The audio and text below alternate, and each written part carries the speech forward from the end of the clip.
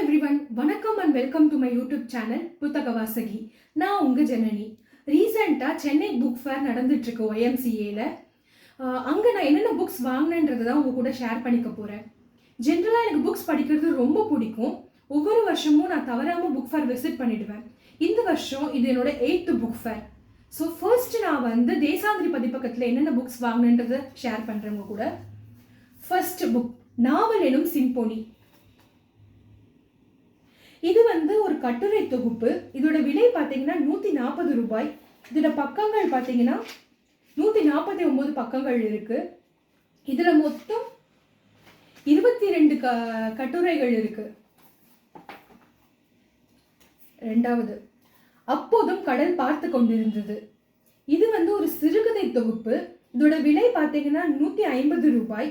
இதோட பக்கம் பார்த்தீங்கன்னா 144 பக்கங்கள் இருக்கு. இதுல மொத்தம் 12 சிறுகதைகள் இருக்கு. அடுத்த புத்தகம் கேள்விக்குறி. இது ஆனந்த விகடன்ல வெளியான கட்டுரை தொகுப்பு தான். இதோட விலை 100 ரூபாய். இதோட பக்கங்கள் 104 பக்கங்கள். இதுல மொத்தம் 16 கட்டுரைகள் இருக்கு. அடுத்து, இந்த புக்கு பத்தி நான் சொல்றதுக்கு முன்னாடி ஒன்னு சொல்ல விரும்புறேன். நான் புக் ஃபேர் போயிட்டு இருந்த போது சார் 4:30க்கு வருவாங்கன்னு சொல்லியிருந்தாங்க. ஸோ அவரை பார்க்கறதுக்காகவே நான் வெயிட் பண்ணி போய் புக்ஸ் எல்லாம் பர்ச்சேஸ் பண்ணி அவர்கிட்டேருந்து சைன் வாங்கின புக்கு தான் இது. ஸோ எல்லா புக்லேயும் அவரால் சைன் பண்ண முடியாதுன்னு சொல்லிட்டு பர்டிகுலராக இந்த புக்கில் மட்டும் நான் அவரோட சைன் வாங்கிக்கிட்டேன். இதில் மிக்க அன்புடன் எஸ் ராமகிருஷ்ணன் சொல்லி அவர் சைன் போட்டு கொடுத்துருக்காரு. ஸோ இது கதா விலாசம். இதுவும் ஒரு கட்டுரை தொகுப்பு தான். இதோட விலை பார்த்தீங்கன்னா 400 ரூபாய். இதோட பக்கங்கள் 360 பக்கங்கள் இருக்கு. இதுல மொத்தம் 50 கட்டுரைகள் இருக்கு. அடுத்து, ஒரு சிறிய விடுமுறை கால காதல் கதை, எஸ் ராமகிருஷ்ணன். இதோட விலை பார்த்தீங்கன்னா 230 ரூபாய். இது ஒரு நாவல். இதோட பக்கங்கள் பார்த்தீங்கன்னா 221 பக்கம் இருக்கு. அடுத்து, வாசக பருவம். இதோட விலை 210 ரூபாய். இதுல மொத்தம் பார்த்தீங்கன்னா 216 பக்கங்கள் இருக்கு.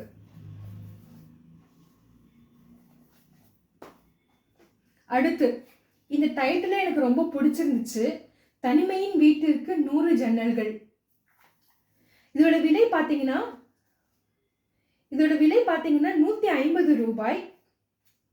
இதோட பக்கங்கள் பார்த்தீங்கன்னா 152 பக்கங்கள் இருக்கு. அடுத்து, எஸ் ராமகிருஷ்ணன் நிறைய சிறாருக்கான புக்ஸ் எழுதியிருக்காங்க. அண்ட் ஒரு பேட்டிலையுமே அவர் சொல்லியிருந்தாரு, நான் எல்லா வருஷமும் கண்டிப்பாக ஒரு புக்காச்சு சிறாருக்காக நான் எழுதிடுவேன்னு சொல்லிட்டு. ஸோ லாஸ்ட் இயர் நான் எலியன் பாஸ்வேர்ட்னு ஒரு புக்கு படித்தேன். அது எனக்கு ரொம்ப பிடிச்சிருந்துச்சு. ஸோ இந்த வருஷம் கண்டிப்பாக அவரோட மற்ற சிறார் புக்ஸுமே ட்ரை பண்ணுன்றதுக்காகவே நான் நிறையா வாங்கியிருந்தேன். ஸோ அதில் ஃபஸ்ட்டு பார்த்தீங்கன்னா தபால் பெட்டி எழுதிய கடிதம். இதோட பிக்சரே எனக்கு ரொம்ப பிடிச்சிருந்துச்சு. ஸோ இந்த சிறார் புக்ஸுக்கு மட்டும் நான் பின்னாடி டிஸ்கிரிப்ஷன் படிக்கிறேன். ஸோ உங்களுக்கு இது டிஸ்கிரிப்ஷன் பிடிச்சிருந்துச்சுன்னா நீங்கள் கூட ட்ரை பண்ணலாம் வாங்கி. ஒரு தபால் பெட்டிக்கும் பள்ளி சிறுவனுக்குமான நட்பை விவரிக்கிறது இந்த கதை.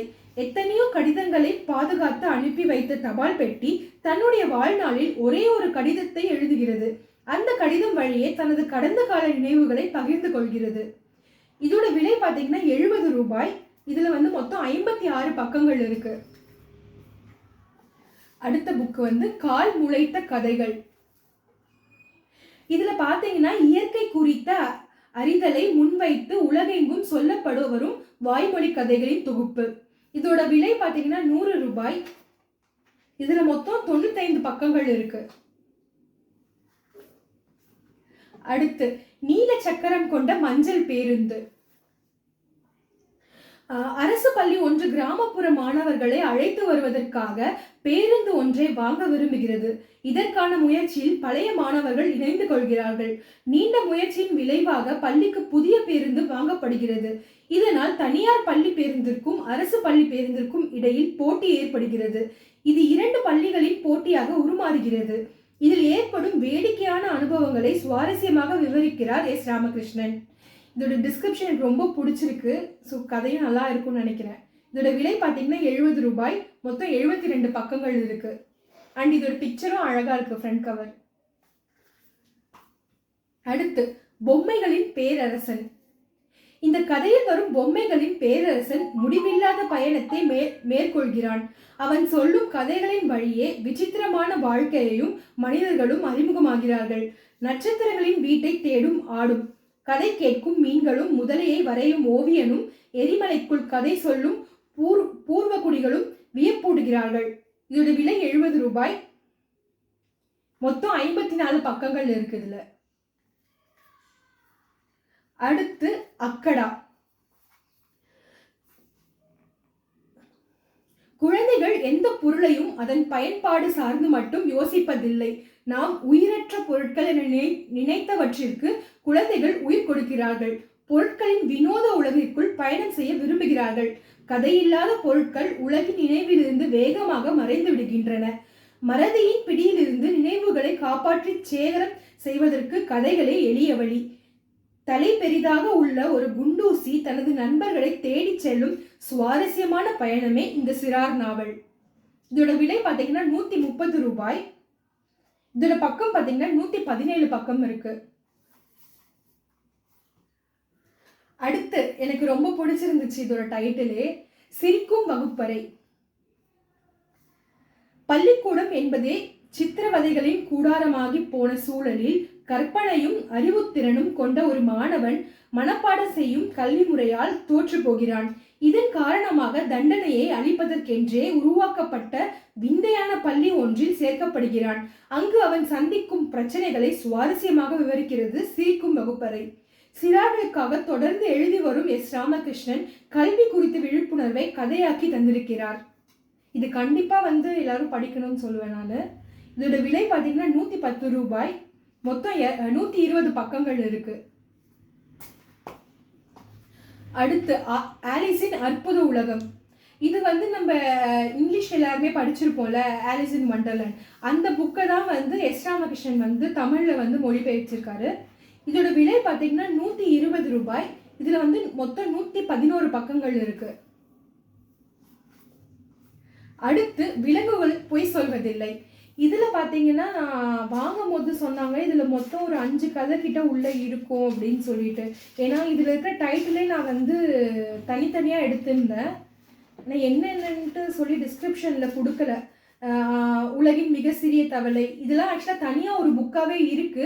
பட் ஆனா எல்லாத்தையும் தொகுத்து 5 கதை தொகுத்து ஒரே புக்ல கொடுத்துருக்காங்க. ஸோ நீங்க என்னென்ன டைட்டில் இருக்குன்னு பார்த்துட்டு நீங்க வாங்குங்க. பின்னாடி போட்டிருக்கு, உலகின் மிக சிறிய தவளை, படிக்க தெரிந்த சிங்கம், இறக்கை விரிக்கும் மரம், மீசை இல்லாத ஆப்பிள், பூனையின் மனைவி. ஸோ இந்த 5 புக்குமே தனித்தனியாகவும் கிடைக்கும், சேர்ந்து ஒரு தொகுப்பாகவும் கிடைக்கும். இந்த ஒரு தொகுப்பை வாங்கிட்டீங்கன்னா எல்லாருக்குமே ஈஸியாக இருக்கும். இதோட விலை பார்த்தீங்கன்னா 225 ரூபாய். மொத்தம் 199 பக்கங்கள் இருக்குது. ஸோ இவ்வளோதான் நான் தேசாந்திரி பதிப்பகத்தில் வாங்கினேன். மொத்தம் பார்த்தீங்கன்னா 15 புக்கு இருக்குது. ஸோ அடுத்து ஜெயமோகன் விஷ்ணுபுரம் பதிப்பகத்துலேருந்து ஜெயமோகனோட புக்கு 3 வாங்கினேன். அதையும் நான் இந்த வீடியோவிலே ஷேர் பண்ணிடுறேன். ஸோ இன்னும் நிறைய புக்ஸ் வாங்கினேன். அதை நான் நெக்ஸ்ட் வீடியோவில் அப்லோட் பண்ணுறேன். So first rubber. இது எல்லாருக்குமே தெரிஞ்சிருக்கும்னு நினைக்கிறேன். விஷ்ணுபுரம் பதிப்பகம் தான். விஷ்ணுபுரம் பதிப்பகத்தில் முழுசாக முக்கால்வாசி ஜெயமோகனோட புக்ஸ் தான் இருக்கும். இதோட விலை 290 ரூபாய். 216 பக்கங்கள் இருக்குது. இவர் எழுதின கார்டு புக்கும் நான் வாங்கணும்னு சொல்லி யோசிச்சு வச்சுருந்தேன். பட் இந்த வருஷம் என்னால் வாங்க முடியல. நெக்ஸ்ட் இயர் கண்டிப்பாக கார்டு புக்கு வாங்கி ட்ரை பண்ணணும். இவரோட அறம் நான் ஆல்ரெடி படிச்சிருக்கேன். ஸோ அதில் வர இந்த சோற்று கணக்கு, யானை டாக்டர், மோஸ்ட்லி இந்த மாதிரி கதை உங்கள் நிறைய பேருக்கு தெரிஞ்சிருக்கும். இல்லைன்னா கண்டிப்பாக இந்த 2 கதையை படித்து பாருங்கள். தனியாகவும் கிடைக்கும், இல்லை அறம் அந்த புக்கோட தொகுப்புலேயும் இருக்கும். இந்த 2 கதையும் எனக்கு ரொம்ப பிடிச்ச கதை. அடுத்து விசும்பு. இதோட விலை பார்த்தீங்கன்னா 190 ரூபாய். இதோட பக்கங்கள் பார்த்தீங்கன்னா 147 பக்கங்கள் இருக்கு. நெக்ஸ்ட் வாசிப்பின் வழிகள். இந்த புக்கை நான் லாஸ்ட் இயரே வாங்கணும்னு நினச்சேன். ஆனால் பட் என்னால் வாங்க முடியல. இந்த வருஷம் ஃபஸ்ட்டு நான் போனோன்னே இந்த ஸ்டாலில் நான் இந்த புக்கு வாங்கணும்னு சொல்லிட்டு நான் வாங்கினேன். இதோட விலை பார்த்தீங்கன்னா 210 ரூபாய். பக்கங்கள் வந்து 170 பக்கங்கள் இருக்குது. ஸோ இந்த வீடியோவில் நான் உங்களுக்கு மொத்தம் வந்து 18 புத்தகங்கள் காட்டியிருக்கேன். நெக்ஸ்ட் வீடியோவில் நான் வேறு என்னென்ன ஸ்டால்ஸ் விசிட் பண்ணியிருந்தேன், என்னென்ன புக்ஸ் வாங்கினேன்றதை உங்களுக்கு சொல்கிறேன். Thank you so much.